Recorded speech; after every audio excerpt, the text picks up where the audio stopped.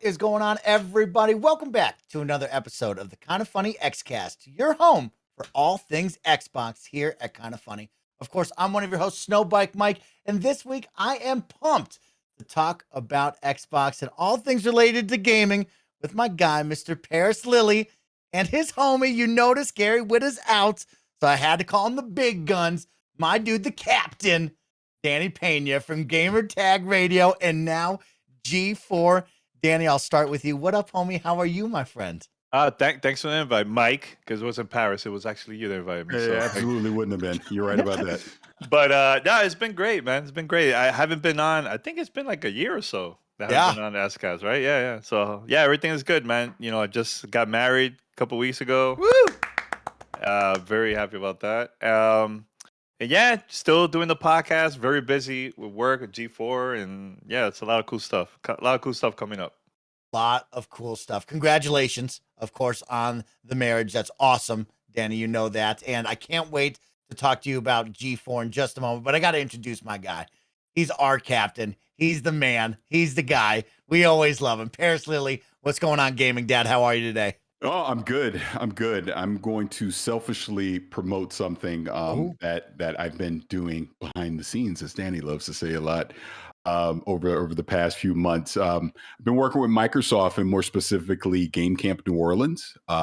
It's a program that they started last year, and then here we are with the 2022 version of it. This week I was able to do a virtual fireside chat with Kevin Johnson. He's a director over at Double Fine, and we got to sit down and kind of just talk about his journey through game development, how he got to where he is at Double Fine. Talked about Game Camp New Orleans, the importance of that. We talked about diversity and inclusion in the gaming industry, and more specifically in game development. It was a fantastic conversation. It was one of the coolest things that I've ever been a part of, being a part of Game Camp New Orleans. And I hope to be able to talk about it more in the future, but it was just awesome. So I just really appreciate Microsoft for extending that invite to me and allowing me to be a part of this process over the past few months. It's definitely been enriching and enlightening, not only for myself, but I think for all the people that were part of Game Camp New Orleans, and just the importance of that, of getting more people of color into STEM, into which is science, technology, engineering, and math, but more specifically on the game development side, so that we can have more diversity in our game development and the games that we all love to play. So again, thank you to Microsoft for extending that invite and allowing me the opportunity to be a part of it. Heck yeah. Congratulations, Parris. I know that was something you and I talked about before and how exciting it was. So congratulations to you. How rad. And hopefully we can learn more about that very, very soon for our audience to check it out. Danny, you are my guest. You're me and Parris's guest here on the Xcast. And we got to talk G4. Okay, because you were over at Gamertag Radio. We've talked all about that podcast. It's incredible. Please go check it out. But you're doing some big things over at G4, and I know you have done some actually awesome and incredible things over there through the power of that. So how's it been at G4? Let's talk about the journey and some cool things that happen over there. Yeah, it's been great. I've been booking a lot of guests on the show on XPlay. Shout out to the whole XPlay team over there at G4.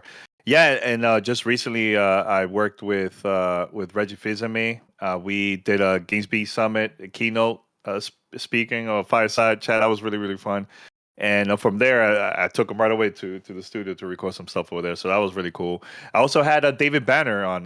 For those that are into like hip hop, he's one of the characters also in Def Jam game. Because we did like a whole look about the history about the game, the good and the bad. And we talked a lot about behind the scenes with David Banner. So that was like one of my favorite projects I worked on so far there, man. So Lance Reddick, he's in the new Resident Evil TV series that's coming up in July 14th on Netflix. So we talked to him while playing Destiny. And he also gave a shout out to Parris because, I know Parris is a huge Destiny fan. One of the highlights of my life. Yeah. Yes. I have to say that. Yeah. And also, I think it was last month, I got together with my crew at XPlay. And also I got to see Greg Miller there. We got to play Evil Dead, the game, with Bruce Campbell and his son. That was one of my highlights so far since working with her, man. So it's been great. Been having a great time, man, over there, man. Great time. I work at G4. That's really rad, Danny. It's awesome that you're doing that and you're bringing in some really cool guests. I'm gonna have to definitely ping you for the David Banner stuff after that because I am a fan. And you roasting Parris was pretty great. So shout out to that as well. But yeah, it's Yeah. just so cool. Like I know a lot of people who listen and watch, G4 from the olden days, right? Now bringing it back and like to a new world and all of these new faces. What has that been like for you to be a part of that? And also to see a lot of these on-camera talents kind of like get their face out there. What's that like? Yeah, it's been great working with the whole talent and also working with Kevin Pereira and the legend also Adam Sessler. It's been great working with them. I've been talking behind the scenes of stuff that we like to do in the future with the whole talent. Actually, we're actually going to the Star Wars celebration, and that's in a couple weeks here in Anaheim. And that's gonna be my first time attending. And who knows what type of video game content we get to see from there. And yeah, we're excited about Summer Game Fest, Xbox Showcase. We want to cover all that stuff, man. That's a great time for all of us to celebrate just gaming overall, man, with everybody. So that's the part I'm really really excited for the future. So. Awesome stuff. Well, if you need more gaming stuff, you can go check out G4, see the stuff and all the cool guests that Danny's bringing on to that. And of course, go check out Gamertag Radio as well, where these two and the team over there talk way more games as well. But guys, we got to talk about Xbox and Bethesda Summer Showcase. We had a small bomb, a big bomb drop this week that we need to talk about on the podcast. So let's get into it. But before all that, let me hit you with the housekeeping. This is the Kinda Funny Xcast. We post each and every Saturday at 6 a.m. West Coast, Best Coast time on youtube.com/kindafunnygames, roosterteeth.com, and of course on podcast services around the globe. Go do me a favor. Make somebody smile today and go share this podcast with somebody you love. Let them know, hey, you like gaming, you like Xbox, go check out the Kinda Funny Xcast. Also, don't forget, if you are buying games off the Epic Games Store on PC, or if you're upgrading your look in Fortnite with some sweet V-Bucks, please use our Epic creator code KindaFunny at checkout, as we are now Epic Games partners. And talking about support, want to give a big thank you to everyone who supports us over on Patreon for the month of May. Our Patreon producers are Anonymous, Fargo Brady, Tyler Ross, Delaney Twinning, First Responder ND, Julian the Gluten-Free Gamer, Alex J. Sandoval, James Hastings, and Casey Andrews. And thank you to our sponsors for the week, Me Undies and Credit Karma. But myself and the team will tell you all about that in just a little bit. Parris and Danny, I know you guys are in the know, and I'm sure everyone listening is in the know. But just in case you don't know, Xbox and Bethesda have announced that Redfall and Starfield are going to experience delays into the front half of 2023. So a big bombshell was dropped here on Thursday. The official Bethesda Twitter account tweeted out the following regarding the delays. It reads, "We've made the decision to delay the launches of Redfall and Starfield to the first half of 2023. The teams at Arcane Austin, Redfall, and Bethesda Game Studios, Starfield, have incredible ambitions for their games, and we want to ensure that they receive the best, most polished versions of them. We want to thank everyone for their excitement for Redfall and Starfield. That energy is a huge part of what inspires us all, or inspires all of us every day, and drives our own excitement for what we are creating. We can't wait to share our first deep dive into the gameplay for both Redfall and Starfield soon. Thank you for your support." So that was what was tweeted from the main Bethesda account. Danny, what were your initial reactions to the two big delays? I mean, I'm not surprised about this announcement. You know what? I want Bethesda and everyone to take their time on developing games. I want to have a great experience once it comes out. I don't want to go through the same thing like Cyberpunk, for example. We were super hyped about that game, came out. I finished the game, but just the experience overall was not that great. So um, I'm excited about Starfield. I know by them delaying it because of everything that's happening with the pandemic, I think that's good, man. The thing that I really don't like, and this is from every company, I've been saying this for years, and Parris knows I've been saying this. I'm not a fan when a company announces a game really early with no date. I think if you're planning to announce a game that's already done and it's already ready for retail, then announce a date, like something like I think it was a Fallout 4, but that's like the way how they did it. They announced it a couple months after that, the game got released. I think that's better than announcing games with no dates. It drives me insane. And then most of the time, companies will stay quiet, not say anything about the game for a while. And the reason why companies would do that is for the consumers to go out there and pre-order the systems and get excited, maybe pre-order the game too early. So I'm happy that this game got delayed. Please take your time. At the end of the day, it's all about communication between the companies and consumers, and I think this was the right move for Microsoft and Bethesda. Parris and Danny, of course, Parris knows here on the Xcast, I was really looking forward to Starfield. This was my game of the year. I was super excited for, and I know many others, right? And as an Xbox gamer, we've had a very quiet, a dry start to the year, and we were really looking at that summer 2022 Redfall, and then possibly, 11/11/22 was supposed to be Starfield, and that was kind of going to carry us on this back half of a kind of quiet year. And Parris, I am really disappointed. I am saddened. And we always talk about it is good to have the delay to get the better game. But I look forward and I go, man, there goes my Xbox first party titles. There is why I'm subscribing to Game Pass. But I know you always break it down for me in the right way. So let's talk about it first. What were your initial reactions to it? My initial reaction was disappointment. It was a bummer to hear that, just like you, I was highly anticipating Starfield. Like, it literally, I think the day before, I think I was even saying with Starfield, let's not prejudge the game. Let's let the game, talk for itself, right? Let's wait until we see gameplay before we start. We let our enthusiasm get the best of us and we overhype it. And then obviously we got the news the next day that it was delayed along with Redfall. So it was disappointing to hear because I was anticipating playing both of these games this year. And to know that now they're delayed until the first half of 2023, I'm with Danny that delay the game. If they're not ready, they're not ready. Period. Point blank. You delay them, get it right, get them as polished as you possibly can, and then put them out. We're all in agreement on that. I don't think anyone disagrees with that. Here's where I think the issue is. Phil Spencer actually said this best himself when he tweeted about this. And I was saying this to Danny already, but this is probably the first time I read a Phil Spencer tweet and I could hear the disappointment in it. Like, you can tell that they're disappointed by this delay as well. And I think what he said on the back end of that tweet is what stood out to me the most. It's about the quality and the consistency coming from Xbox Game Studios. To me, that's the issue here, because perception is reality, and Xbox still has not shaken that perception that they can't deliver these quality games on a consistent basis. And by having both of these games delayed, it just feeds into that. So I think the big thing out of this, and we'll obviously see on June 12th what the showcase looks like, what we're going to get the rest of this year.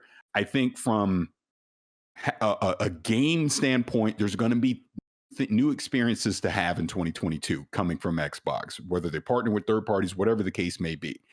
But I think the other part of this is Game Pass. Look, love it, hate it, whatever, it doesn't matter. We know they are in the subscription business. They are in the Game Pass business. Everything they do revolves around Game Pass. They're trying to build that subscription service. These two delays hurt that in 2022. They 100% do. But there's just no way around that. People that may have been on the fence about getting Game Pass are probably going to pause now and go, well, maybe I should wait until 2023 before I subscribe. And you're also going to have the effect of people who may be up for renewal. 2022 goes, why am I renewing right now? Maybe I should wait until 2023 to do that. So that's why June 12th is going to be very interesting for them to see what their short-term roadmap looks like on what can I expect in the next 6 to 9 months coming from Xbox to be able to play. And is that going to be available on Game Pass? Should I subscribe to it? I use the term a lot, in my day job, short-term pain for long-term success. I think right now Xbox is going to take their lumps here in the short term. But I do think long-term, I do think they will still be fine. But I think inside of Xbox Game Studios, they clearly see the need for quality. This is why Starfield and Redfall are being delayed. Let's not rush them out. We want a quality experience. Even with Halo Infinite, with our issues with the lack of content post-launch, it launched in a fantastic state. No one argues that either, right? They want that same thing for Starfield and Redfall. They want that for all their games moving forward. That's why they delayed them. But it's the consistency that they have to get to. And I'm not even talking about what Matt Booty said about getting a game out every quarter. But you can't go, and we've already talked about this on Xcast, you can't go the whole first half of 2022 with nothing. And then the things everyone was anticipating on the back half of 2022, poof, gone. What am I playing? I right now have no idea what I'm playing from Xbox Game Studios the rest of this year. I'm sure we're going to find out on June 12th. But that's the problem. I don't know. I didn't have anything before. I don't know what's coming after. And that's the issue. That's the thing they got to course correct on. That's the thing they got to prove to us as the consumers that, yes, we have that consistency that you're looking for. Here are the things that you can expect. And to Danny's point, I completely agree with him. We have to stop this thing where we're announcing games so far out in the future that every time we come around in June, I'm just seeing the same trailer over and over, and I still have no idea when it's coming out. Clearly, a year ago, they were confident in 11/11/2022, or they wouldn't have said it, right? So in hindsight, obviously, they shouldn't have said it. The same with Redfall. They kind of put a date on that because they did say summer 2022. It's unfortunate. They missed on both of those target dates. I'm pretty sure moving forward, they're going to be very careful about putting dates on games. And you probably won't actually hear an actual date for a game until it is very close to actually launching. And I think from a consumer standpoint, that's probably the best practice, because we don't want to build up all this anticipation for something with an actual date and then you pull the rug from us 6 months ahead of time or whatever the case, right? I get there's marketing, there's pre-orders. You want to give us some kind of idea on when a game is coming out, but still in this pandemic, coming out of this pandemic, we've talked many times about how it's delayed game development. People have been yelling at me on social media about it. That's fine. I stick by what I say. Mm-hmm. But this obviously has played some role in it, right? I'm not saying it's 100%, but fact remains, over the next couple years, who knows when it comes to when a game's coming out? Because I would even argue, and I'm probably wrong, but to the best of my knowledge, has there been a game that's come out since 2020 that hasn't been delayed at some point? I think they all have, or at least good 85 to 90% of them have. And that's the point. We're in an era right now because of the pandemic and the hybrid remote work that it's caused, that everything's up in the air. So I'm sure this is a huge lessons learned for Xbox. They'll learn from it.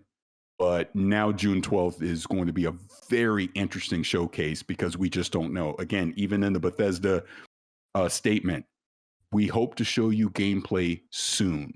Not we're showing you gameplay at the Xbox showcase. So maybe they don't even know at this point if we're going to see it at the showcase. So it's going to be interesting to see. And I know I talked a lot. I'm sorry, but it's all good. I'm used to it. I'm used to it, Mike. Well, I'm used to cutting me off. I love it. I love it. I love it. I let him go. I do want to say one thing because there's a couple developers, because I mentioned this on Twitter, and a couple developers hit me up saying, usually when companies announce a game really early, to show like the trailer announcement and everything, the reason why they do that is because they're looking for developers to work on the project. So this is like another way to recruit, get people excited, and they want people to be excited to work in the studio. So that's another thing that over us, we really don't talk about that side of the business, but that happens all the time. Every time we see like a big, huge announcement from gaming companies.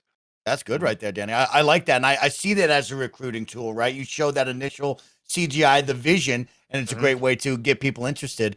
Danny, Parris brought it up, and there's actually a lot of stuff that we need to break down and talk about, but Parris did bring up June 12th. We talk about the Xbox and Bethesda Summer Showcase. And right there at the end, just like you said, we can't wait to share our first deep dive into gameplay for both Redfall and Starfield soon. Now, Danny, I look to you. We've just delayed these games a year, possibly 6 months, whatever it may be. Are we really coming out with gameplay at this showcase? Are we going to have a Halo Infinite situation where that first showing, we all nitpicked it, right? And they went back to the drawing board for a full year. Are we really going to show gameplay of Starfield and Redfall? If we already know they're delayed, they're clearly not ready. Do you think they do come out like that? I mean, it all depends on the messaging. They could show, let's just say they could show gameplay, right? But you don't want also the consumer to be angry after watching that presentation too. The way how they present it too, like it doesn't have to be during the showcase. It could be also during Gamescom in August. So at least they have more time to polish whatever they're going to show, right? So I think that will be a great thing. I personally think it will be easier for Bethesda maybe to show a game like Redfall than Starfield, because originally that game was going to come out now and during the summer, right? So I think that will be something that I could see that happening during the showcase. But Starfield, maybe Gamescom, or wait until the right moment. You know, have a special digital presentation for the fans. I think that will work. Um, Besides that, I would love to see something, a roadmap, like what Parris was saying, that's gonna get not only me but everybody else excited, not only for Game Pass, but just excited about Xbox overall, man. You know, show us some third party announcements. You know, there's been rumors about partnership that we might see announced at Xbox Showcase, or maybe in a couple weeks, maybe during Summer Game Pass. Who knows? But I'm very excited about that part. Show us some third party exclusive or something.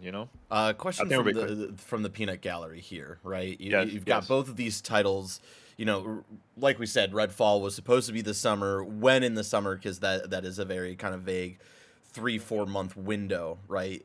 Potentially, this game is getting delayed at least 6 months. You have to assume.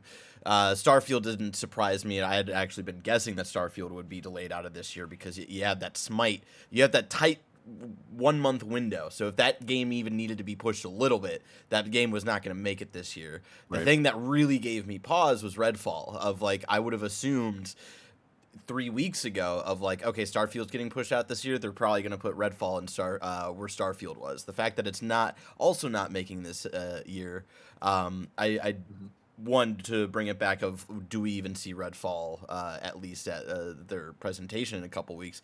I really do wonder of like, do they show it that early if they need to be pushing it this far, right? And what is the state of that game if they had to push it? Personally? Yeah. Personally, I would show either one of them at the showcase. And here's why. Where now that it's been made this big public display about the delay, and we know first half of 2023 could literally be a year from now before we get any of those games. You want to make sure when you show it, and again, the Halo Infinite stuff comes into this too. When you show gameplay, it better be a true representation of what I will experience when I have the controller in my hand, or you're just going to make people upset again. So I would not want to see gameplay that could potentially change by the time it comes out. So in that vein, I'm kind of like what Danny was saying. I would probably hold it off until the end of the year, make it its own thing towards the end of the year. Maybe they do a XO event, something like that. Here's the world premiere of Starfield. Maybe Jeff Keighley comes walking down the aisle and go, I got you, the Game Awards. Here you go. First look at Redfall. I don't know.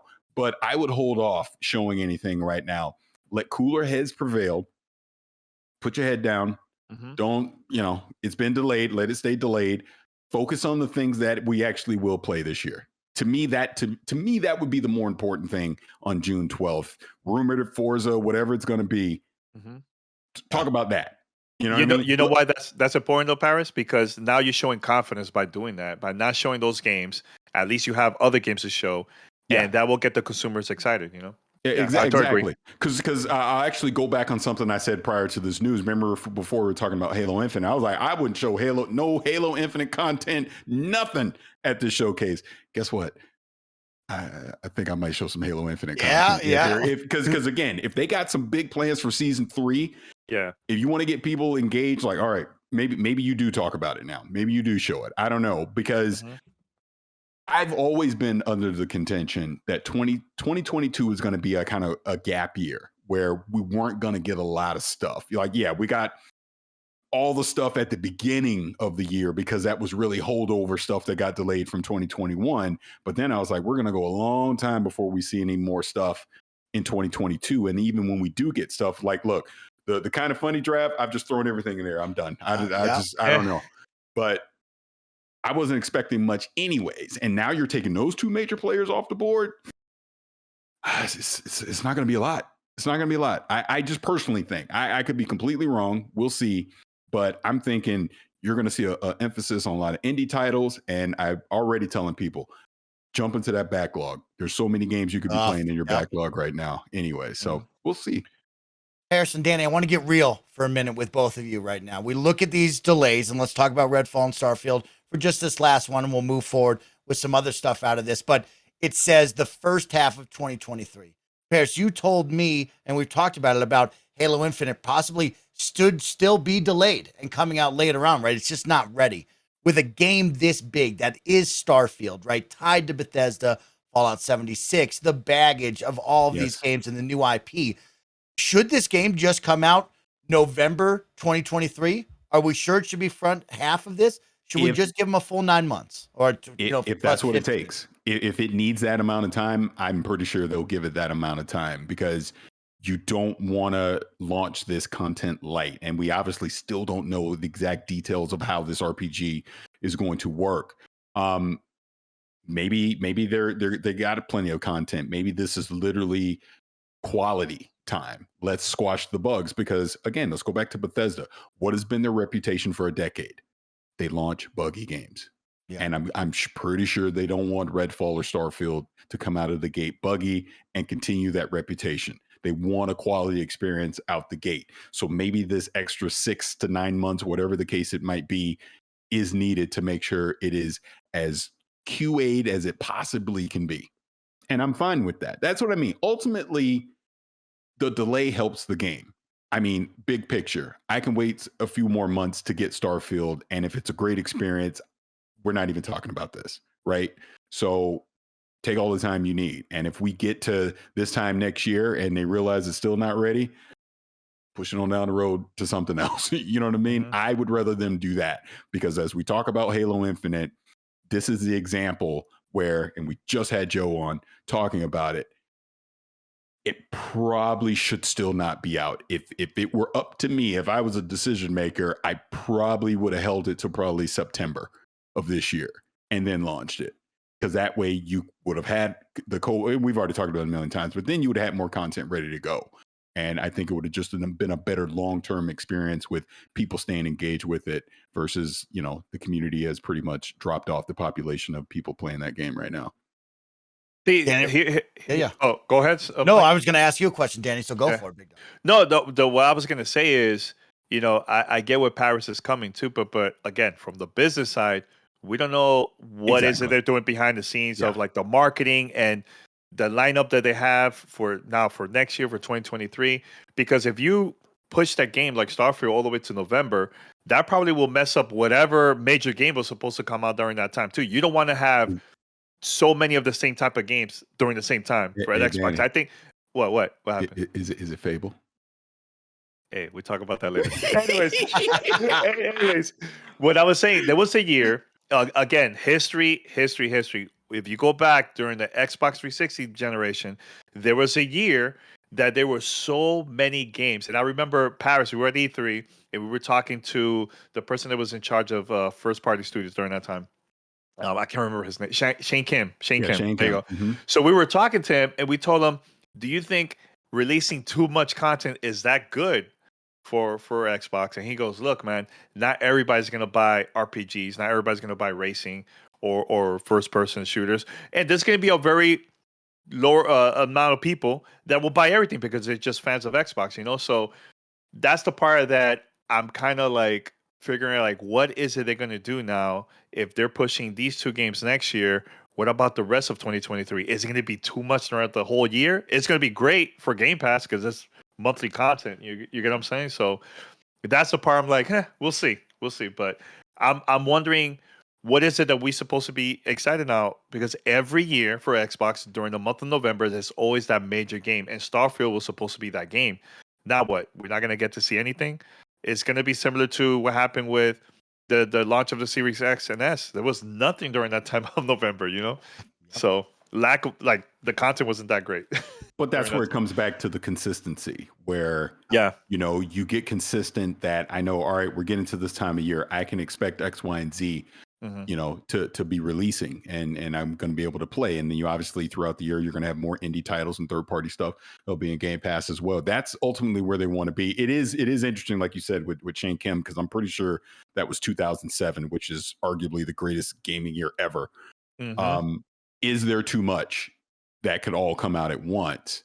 I'm with you that I don't think so, as long as it's different genres of stuff. You don't want 10 first person shooters to all come out at once. If you got different types of RPG shooters, adventures Mhm. game, third party, like if you have a diversity of titles that all come out, that's Mhm. where it's like there's going to be something for everyone to be able to Mhm. play. So Yeah. I'm sure that's where they want to get to with Xbox Game Studios. They got, what is it, 30 studios now? I forget the exact number, but they got so many studios working on stuff. And I think, and I'll be quiet after this, I think that's where the frustration comes from fans. Like, you know me, I go in those Twitter streets, I'll go into spaces, Started and violence. I purposely went into some spaces when this Yeah. news launched, because I wanted to hear what people in the community were thinking, and there was a lot of frustration and anger over this. And the main thing that was coming out was Xbox Game Studios they have all these studios. You tell me you're working on all these different things. You announced all this stuff in 2020 that you're doing all these games, but yet where are they? And obviously the pandemic has something to do with that. But even beyond that, it's like, when are you going to deliver? When are you going to stop telling me next year? I want it to be this year. That's kind of the frustration that you hear. I heard people saying, why am I subscribing to Game Pass if you're not giving me the games from your own internal studios and all I'm getting is these third parties and indies? I want new experiences from your internal studios that you promised me, but I'm not getting them. Maybe I should unsubscribe. Maybe I need to wait. These are the conversations that are happening. And I think that's why Phil said, hey, we hear you. I'm sure they're seeing this feedback as well, but Mhm. they have to start delivering at some point. They just do. I mean, there's no way around that. And what we got this week, they're going to take their lumps the rest of this year, 100%. But when we get into 2023, they got to deliver. They do. Mhm. We talk about the big moment right now, and we talk about where we stand. Let's talk about how Xbox and Microsoft can win us all back as gamers and also elevate with Game Pass, right? Like you just brought up, Paris. I looked at you guys and I said, I'm here for Game Pass for the day and date first parties. I love the indies and the third party partnerships you bring, but I'm here for the Halos day one, the Forza Horizons. I'm not getting that this year, right? So, what is the justification? How do you elevate and sell me on this Game Pass? So, for the both of you, as we head into June 12th and beyond, and we look at the calendar of games, how does Xbox win us back as gamers here? What is the big checkbook move that you are doing if you can bust it out for a certain game? For me, I would love to see, Hellblade. I think that would be a great game. We got to see already multiple times presentations of that game, right? And the last one was during the Game Awards. I think that would be the perfect game to release later this year, man. There's Wow. nothing that I know of that they've been showing. I think that's the one that it looks like it's ready. That would be cool. Um, every game that they showed last year, give us some updates, show some gameplay, something that's gonna get us excited. The worst thing you could do, and a lot of companies have done this. They'll announce a game, and we don't hear anything for like 4 or 5 years. I think there was one a long time ago. I think this is during the PlayStation E3 that they showed Agent. Everybody was super excited. Oh, this could be the next new Rockstar game. Remember that? That never came out. So show us games that's ready. Show us games that is coming out hopefully this year. And Mike, one thing that I was thinking about too. Originally, Xbox, when they release games during the summer, when this is always when they promote games that say that's coming out during the summer, it's always during the August month around there. Usually because they'll release a game in August, then they'll release another game almost monthly, September, October, and then the big one in November. And this happened multiple times, and it started way back when it was Summer of Arcade, I think it was called for the Xbox 360 Mhm. during that time. So, and we've seen that before with Xbox. I think there was a couple years back they released Forza.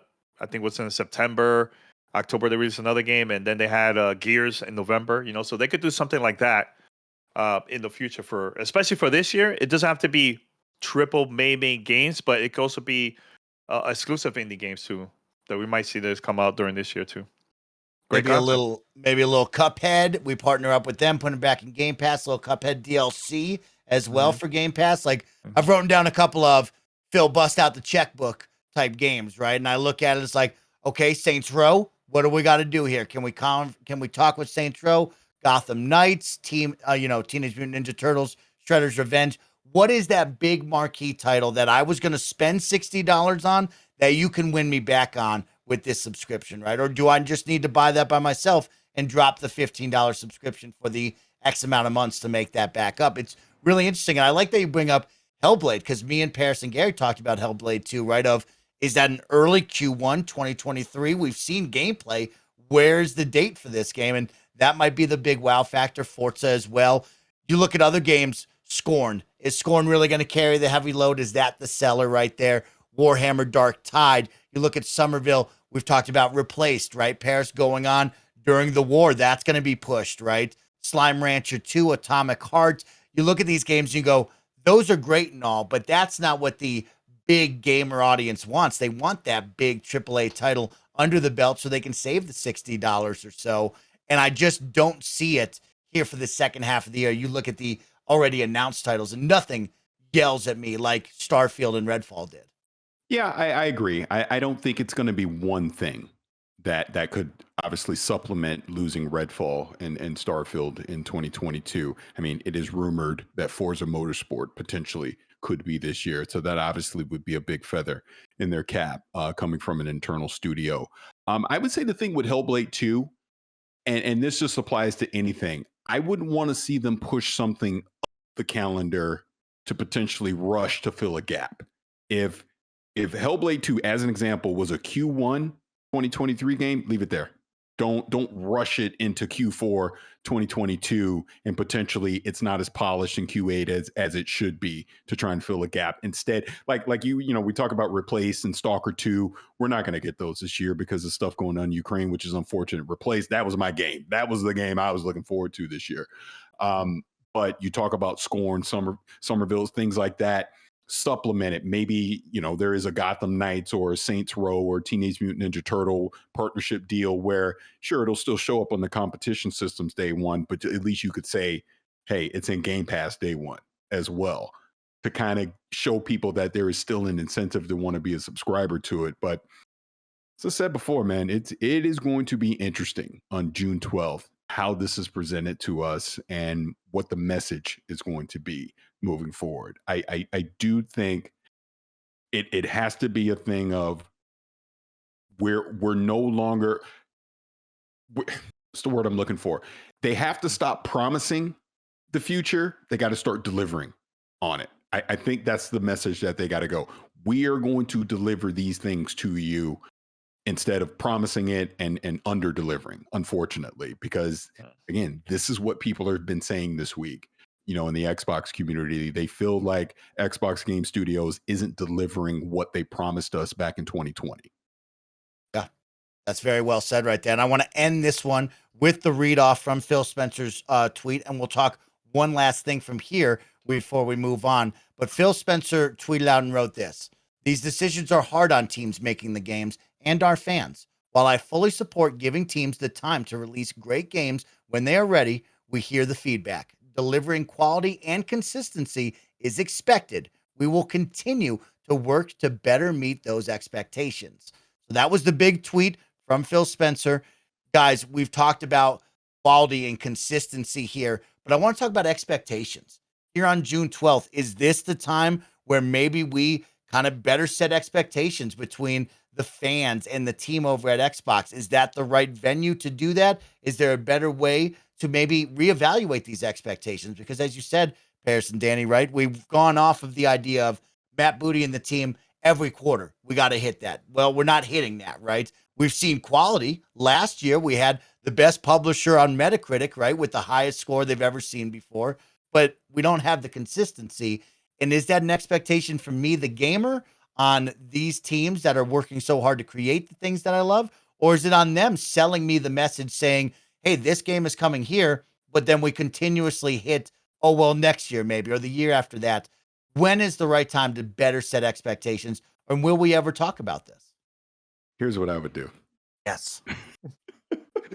Go for it. This is what I would do. I would love, and this doesn't have to be at the showcase. This could be later in the year. This could be a XO fan, whatever they plan to do. I would love to see a sit-down conversation with what I consider the three pillars of Xbox right now. And that's Phil Spencer, Sarah Bond, and that's Matt Booty.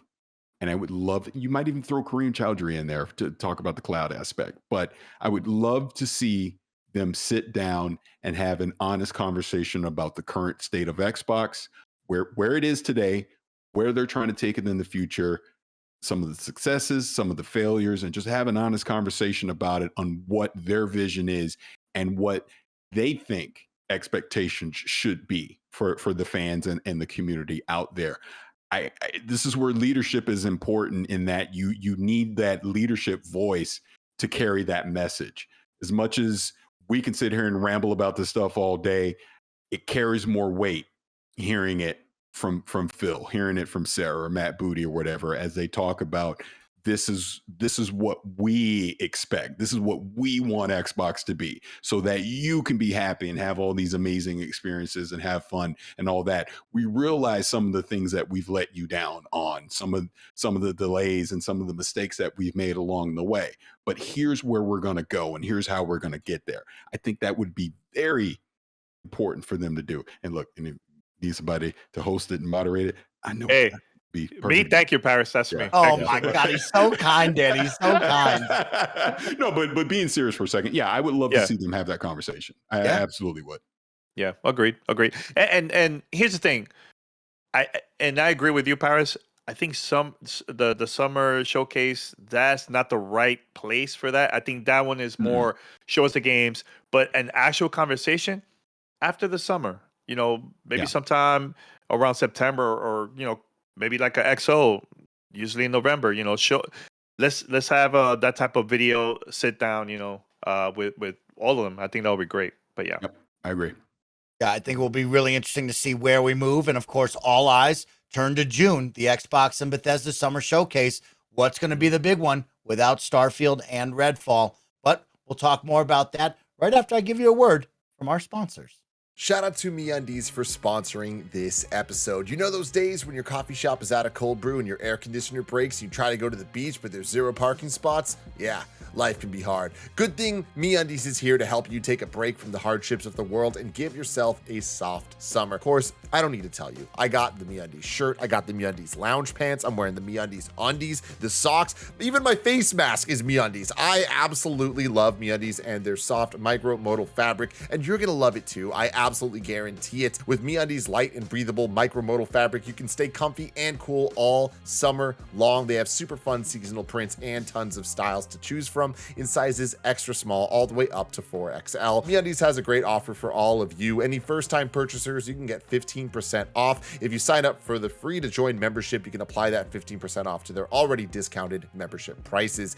To get 15% off your first order and 100% satisfaction guarantee, go to MeUndies.com/KindaFunny. That's MEUNDIES.com/KindaFunny.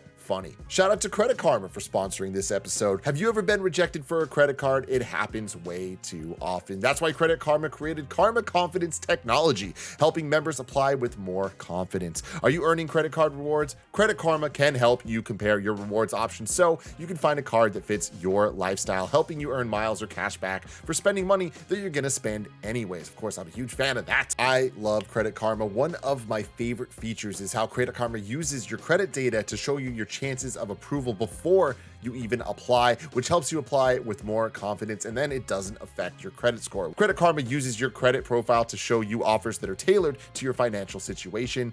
They also partner with a wide range of card issuers, so you can be sure that you're exploring all sorts of options. I love Credit Karma. It's so easy to use. Fantastic stuff. Credit Karma, create your own karma. Ready to find the card for you? Head to Credit Karma and check out your personalized mix of offers today. Go to creditkarma.com or the Credit Karma app to find the card for you. That's creditkarma.com.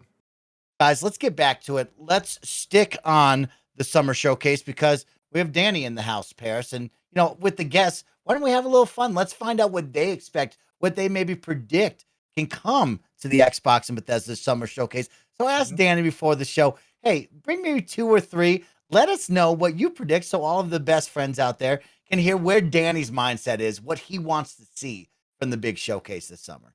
Parris doesn't like my predictions because sometimes I go off the charts. Is it? No. All right. So here's the thing. I would love, in my opinion, for me, I would love some type of announcement with Sega, Jet Set Radio, man. I've been saying this for a while, Parris, and there's been rumors that finally Sega's been working on 2 titles, and this Crazy Taxi and also Jet Set Radio. And I think today there was a couple articles, and one of them was from Video Game Chronicles.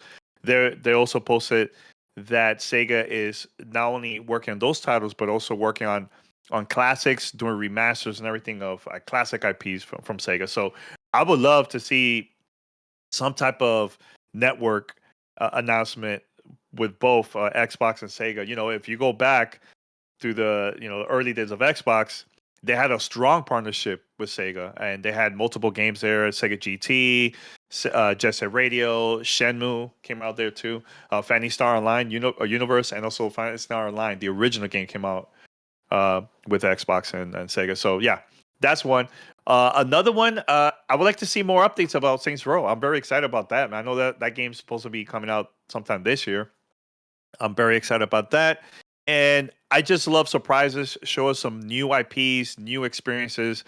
You know, it's cool that we get to see sequels, but show us something brand new that's going to get us excited again, man, you know? So, Okay. I like that, Danny. Always bringing the Sega whenever we talk, which I Always. absolutely love and adore. You always have that for me. yes. But let's keep it going, guys. We talk about the summer showcase and missing Can I have one? Redfall. Oh, you're gonna add? Yeah. I have one. I got one. Wow. No, I have one. Ubisoft Plus. Come to Game Ooh, Pass. okay. When we're talking about supplementing and showing a reason to keep it, if they were to make a deal with Ubisoft and we started getting Ubisoft games in Game Pass, I think that would be a huge win for them. Definitely jumping into that back catalog of games. There's a lot of stuff to deep dive on. Okay, What about let's some Star Wars maybe too? Star Wars. Yeah, I like that. Well, let's talk about that really quick, Paris. Ubisoft Plus. Am I going to lose EA Play? Do you find a way to bundle both of them? And then my final part is, if you had to choose one, which one are you choosing? Me personally, Yeah. believe it or not, I'd probably choose Ubisoft. Oh, wow. Okay. I would probably, if I had to choose, if you're telling me I got to choose, I would choose Ubisoft. I would hope they would figure out a way to have both in there. And obviously, they don't have to raise the prices of Game Pass or anything to do it, but there's more legacy games in the Ubisoft library that I want to play or want to revisit than in the EA one. I mean, just being upfront about that. So yeah, I would choose Ubisoft. Okay. Danny, what about you?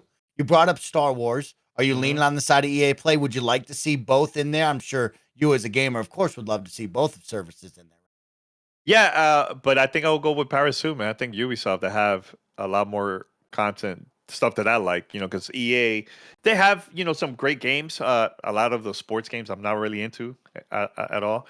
But yeah, Ubisoft has, the classic from Assassin's Creed, Yeah, Splinter all the Cell. Assassin's Creed, yes. Imagine a Splinter Cell announcement, oh my God, I'll be quiet. I'll be wild. What's up?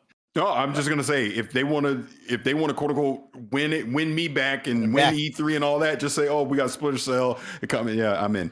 You're in. There you go. That'll be good. And also, what about Beyond Good and Evil 2? Are we ever gonna get to see that? No, that game's not real. That game's not real. The Space Monkey Project. They wanted me to join it. Do you remember that?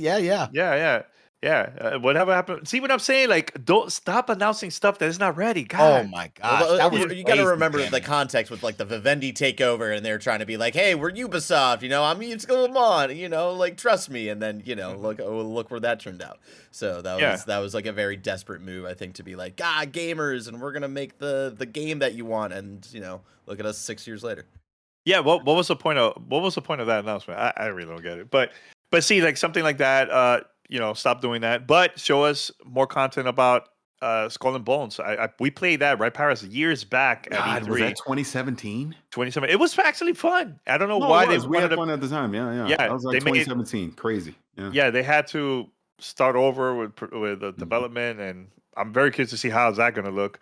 And I'm trying to think of any other thing. I know Avatar maybe might come out sometime this or next year because Oh. because of the new Avatar movie comes out. Is that coming out around that same time too? Thought they just announced it's going to be early next year. No, It's not- there's three. No, you got it wrong. There's 3 games, and one of them is Avatar, and they are planning to release it from now to April of 2023. Yeah. Yeah, and the movie's Okay. coming this Okay. December, so that would make sense Uh-huh. if they're trying to get Yeah. it out. Keep it around close. that Keep it time. close. Just right. Yeah, Yeah, totally. and if it's 3, so it's Skull and Bones, Avatar, and also the Marvel Rabbits. So those are the 3 Oh, big yeah. titles for Ubisoft.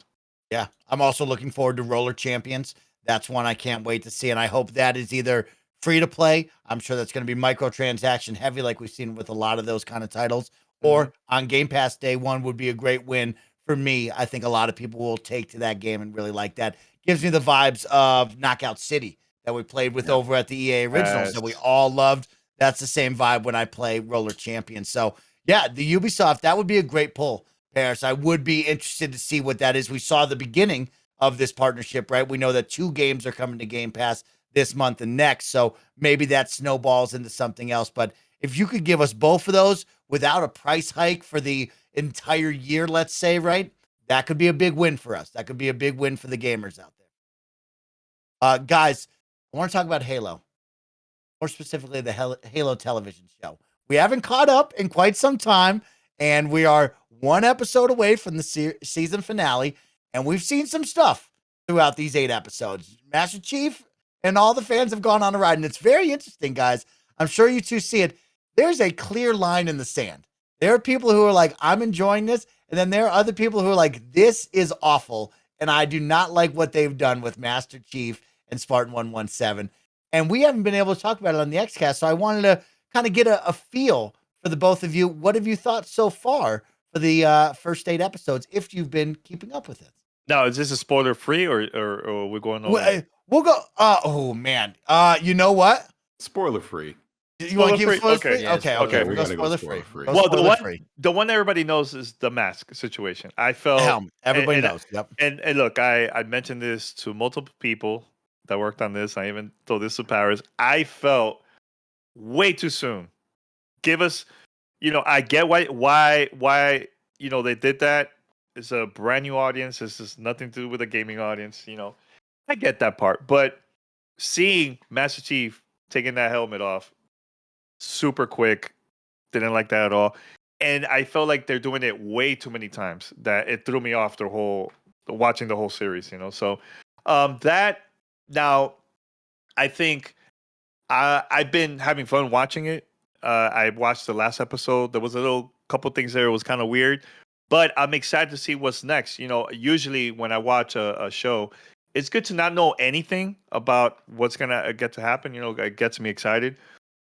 I don't want a series to be exactly like the video game because you already know what's gonna happen. So what is the point for me as a fan? Why I should watch that? So keep it as a surprise. I'm very excited about what's happening next. It looks good so far. I'm in the middle. I give it like the show overall between 1 out of 10. I give it like around 7 or so, maybe a 6.5. Yeah, so it's good. It's fun. It's fun to watch. I'm not too picky. That's where I fall as well, Danny. I'm about a 6.57. I'm having a fine time. I'm not looking forward to it each and every week. I'm watching it, and a lot of the time I'm saying, "What? No, I don't like that." There's a lot of things here, and I agree with you. I think episode 1 set the precedent of what we're gonna do. Right? He took off the helmet, and then we've just steamrolled past that. Right? He took off the suit, then he was butt naked, and we called him Master Cheeks, and it was like, this is just so much here, and it feels like 80% of the series he's not even in the suit. So I understand from, a storytelling aspect. I guess he doesn't have to be in the suit all the time because it's our own thing and we're talking to Halsey and other people on base. But man, oh man, it's jarring as a Halo fan to watch this and be like, oh, he's just out of it now and he's not going to be in it anytime soon. And it is pretty wowing. The Quan storyline, it just doesn't feel like it's really connected. They just kind of told that story and then left. But also, like, is she coming back? There's some pieces there. We won't get into spoilers, but all in all, right now, I'm never looking forward to it, but I watch it because I'm hoping for something great. And I think this last episode did set up something cool for Halo fans who will be like, oh, wow, is that really going to happen? I think that's a great way to at least entice you for the next week. Mike, very quick question for you.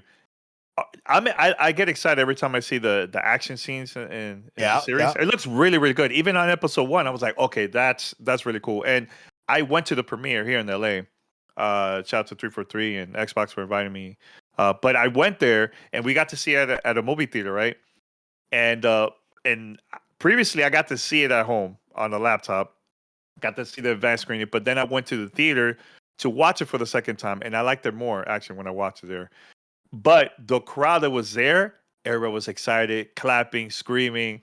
That I was like, okay, this is the type of experience that I want, watching something like this, because I think the fighting scenes is freaking amazing in this series. Even the last episode Oh. was awesome, right? Yeah, So good fighting sequence in that. Parris wanted to say something. Go ahead, Parris. You. No, you actually bring me up to my point, my thoughts on the series. This series is not for fans of the game.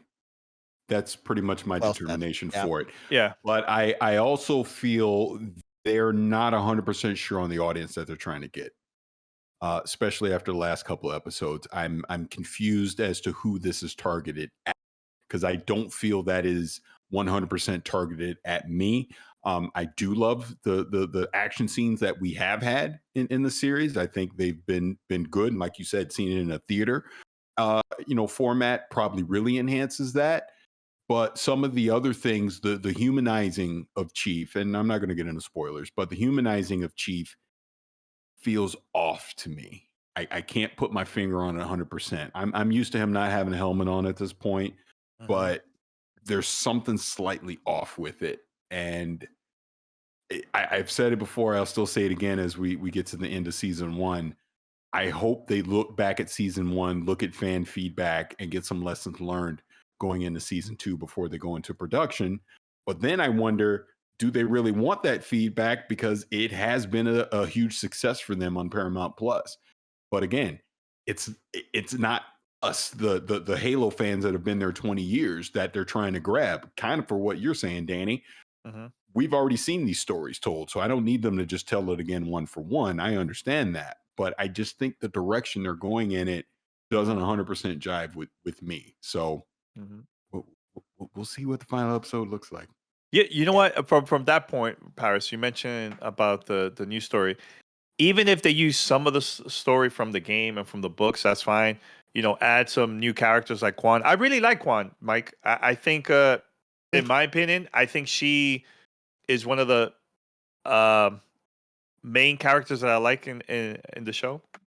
I like her a lot, and also Pablo's. I think is a great actor too. It's not his fault that the show is not the greatest. But one of the things that really bothers me, and this is from entertainment in general, when there's a group of fans that just love, let's say, Halo or Star Wars or even other TV shows.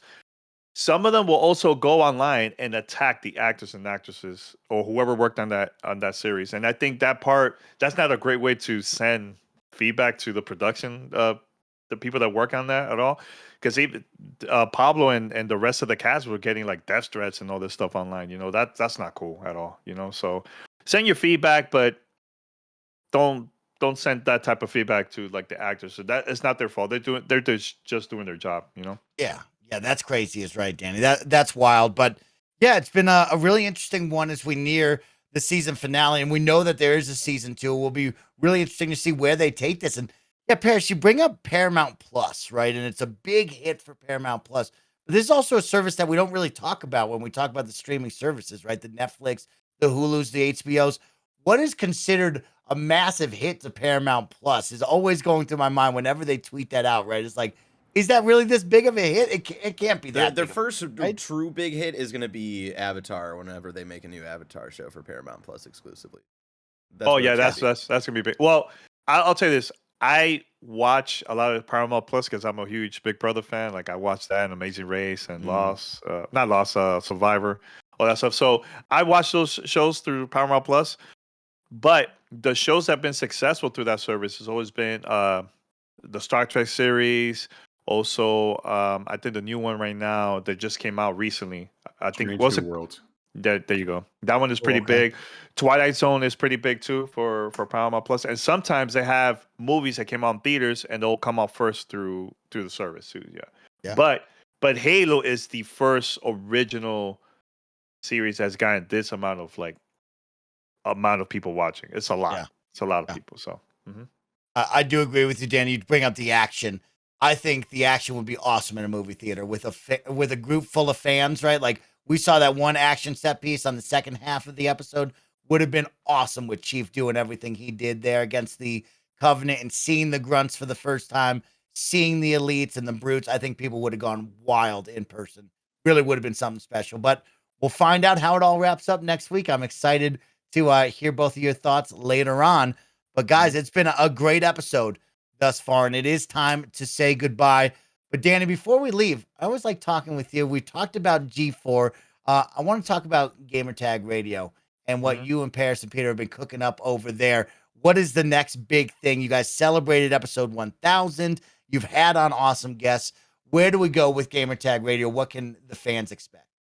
Parris, we're not allowed to talk about it, right? Well, there's something really cool coming out next week. Okay. I'm very excited, and I did it with Parris, and a couple other people, which I'm not gonna throw the name out there, but we're very excited for that to come out. So be on the lookout. We probably will share it sometime next week. And there's another thing that I worked with Microsoft that's also coming out sometime next week. This one we've been talking since like September of last year because originally the Latinx team in Miami, they interviewed me for Hispanic Heritage Month back in September, and we had to make some changes because we talked about like my story and my journey with Gamertag Radio and how I worked with Xbox all these years. And that one's coming out sometime next week. Yeah, so I can't wait for that. And besides that, I don't know if there's anything else, Parris. I mean, we're excited about the summer showcase and summer game fest, everything. So we're probably going to be covering that for sure. Yep. Okay. Nothing but cool things, some secret things that these two have up their sleeves. You can go check it out over on Gamertag Radio. Yes. Danny and Parris, it was a great Friday with you guys. I cannot wait to get this episode out to all the best friends. Talk about, of course, Starfield and Redfall being delayed, and look forward to June in the Xbox and Bethesda Summer Showcase. But until then, we have plenty more episodes coming your way. We'll see you all back here next week. Have a great one, gamers. See ya.